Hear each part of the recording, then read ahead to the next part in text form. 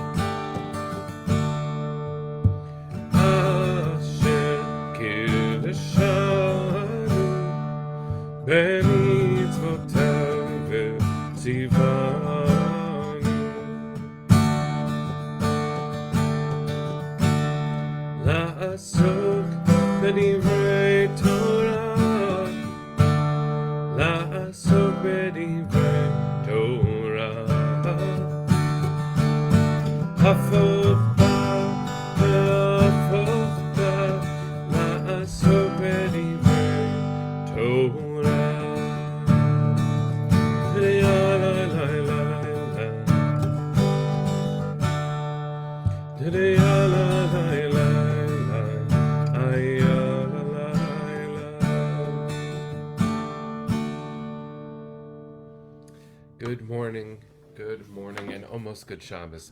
Valerie, I see it's also your 20th anniversary. Mazel tov to you. And friends, for those who are trying to reach out to register for the event Israel Matters on this coming Tuesday, June 4th, we will post the link for the streaming option, which I think will be necessary. We have a lot of people coming. It is incredibly humbling to be honored by UJA, and incredibly purposeful, which is the only reason I'm really talking about it, to deepen our support even more than we already have, to rebuilding our home and building our community. It's good to see all of you here. Anka, Alex, you make me smile. Let's learn some Torah. On this, our 1064th broadcast and day 238 since October 7th, let's think about what it is to be in a relationship. It is an incredibly precious relationship we have with our ancestors, with the divine, with Torah itself. This week we end the book of Vayikra, the book of Leviticus. And, for some of us, we don't really look forward to the book of Leviticus, and I want to give it some love, because often we look at this parsha and we say to ourselves, "Ugh, finally, I'm done with Leviticus and all of its rules about sacrifices." But if all we think about is that it's the book of priests, Leviticus, right? Levi, the tribe of Levi, we miss the fact that inside of it are incredibly precious and urgent messages about being moral, about building a society together. And so there are things I want to point out. One of them is that, as my teacher, as our great scholar, Professor Jacob Milgram of blessed memory, would say, this is not a book of law, it's a book of love. And so here we are. Here we are. Sandy, happy 70th birthday. Mazel tov. Here we are finishing a book that is often misunderstood as being hyper-legal, as being all about the laws, the intricacies of how the Levites, the Kohanim, the priests treat each other, recognizing actually that the book is about love, how the nexus between us and God requires careful tending, and in order for us to be the beloved community that we were always called to build, we have to treat each other as we would choose to be treated ourselves. That golden rule is in the core, literally, chapter 19 of the book of Leviticus. And so we owe a great debt to this book for all of the complexity and the distance between us and a system of sacrificial worship. There are messages for us to take, including the fact that when you offered a sacrifice, it was a physical offering. We placed our hands on the sacrifice itself, which means we were connected in the most vulnerable of ways. We felt the heartbeat of our offering. Now, I don't want to go back to those days, but how important it is for us to appreciate the visceral nature of having a connection with God that we could touch. Now, we are not without that option because ultimately, when you reach out and you hold another human being, when we take care of ourselves and each other, that is another way of holding on to an image of God. What a precious thing it is to have such a way of understanding ourselves and each other. Now, I want to point to one verse specifically to this parsha. In this Torah portion, there are a lot of hard things, including an entire section called the Tochacha, the rebuke. What happens if we listen to God and we fulfill the covenant? Well, things will be great. And again, halavai. I don't want to belittle the Torah, but wouldn't it be nice if the world actually worked like that? That good people got what they deserved, and not good people got what they deserved so that people would never choose not to be good. But actually, we know that the Torah presumes that we will fail. We'll succeed and we'll fail. That's how it is. So, in this Torah portion, we have a verse, chapter 26, verse 42, V'zacharti et briti Yaakov. Now, I referred to this yesterday, but in a different sense. I will remember in that moment, when you fall down, when we fall short, the covenant I made with Yaakov, Jacob, ve'af et briti Yitzchak, and also the covenant with Isaac, ve'af et briti Avraham, and also the covenant with Avraham, with Abraham. Ezkor, I will remember. Ve'haaretz ezkor, and I will remember the land. Can you let that in, friends? In a moment of deep vulnerability, the ancient text that we call our heart channels God's promise to us and says, in that moment, even when you fall down, especially when you fall down, I will remember the covenant with Jacob. I will also remember the covenant with Isaac. I will also remember the covenant with Abraham, and I will remember the land. Let that in. And now ask a question with me. Isn't it interesting that the verse begins with remembering the covenant of Jacob first? Why the reverse order? We always say Abraham and Sarah, Isaac and Rebekah, Jacob, Leah and Rachel. That's the order that we talk about it. That's how it happens in the text. Why start with Yaakov first? There's an interesting suggestion in an ancient midrash called the Sifra. And the midrash says, if you need more merit, I'll look to Jacob, your more recent ancestor. And if even with that you need more, I'll look all the way back to the generation before, to Rebekah and to Isaac. And if you need even more than that, I'll go all the way back to Sarah and Abraham. So I want to say, in the most tender of ways, you know what this means? We're never alone. We're never alone. And when we reach back to that which is closest at hand, our most recent ancestors, that's amazing. But the Torah tells us we can do that plus reach back and reach back and reach back. And you know what you'll find when you reach back? All of our ancestors reaching forward.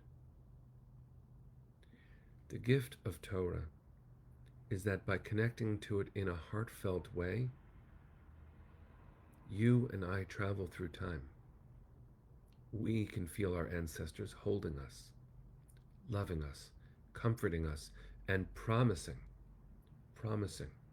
channeling the divine promise that we will never be alone, and that healing is at hand, and that our ancestors are proud of us, and we are going to do the right things so that we can be the ancestors that a later generation will look back at and feel the same way about. It's beautiful to think in this way. Let me give you a quote with which we'll close for now and wish each other a good Shabbos.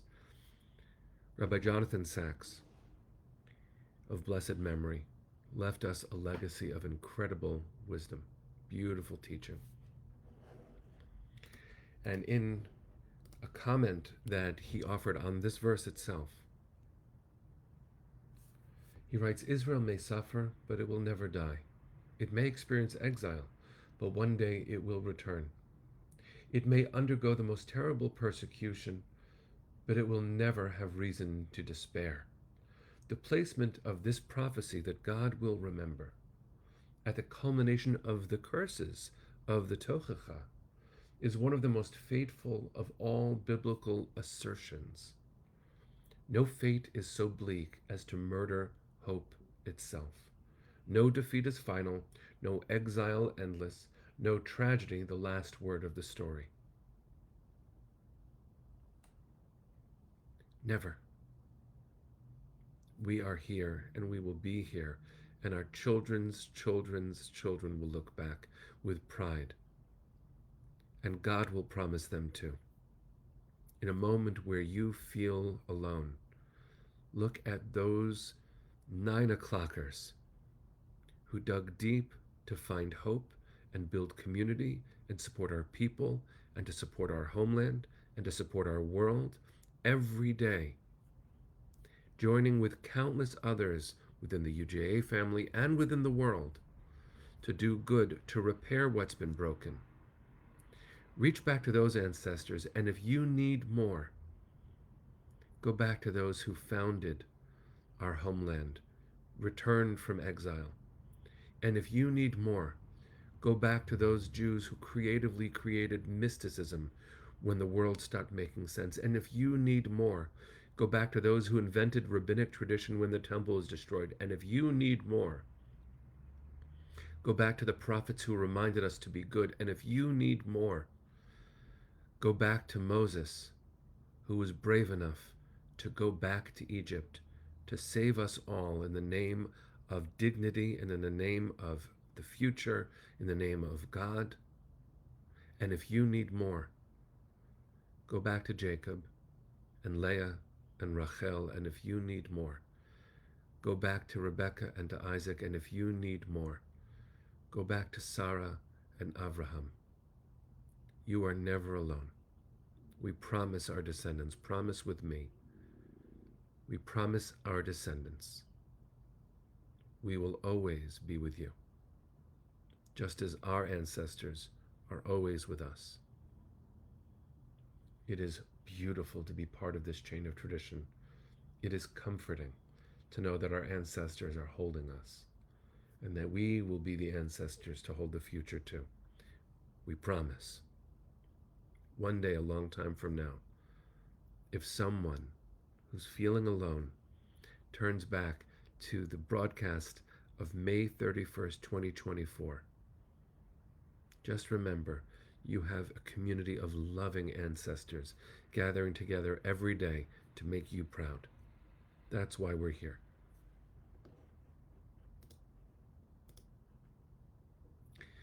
Let's send our hearts all the way east.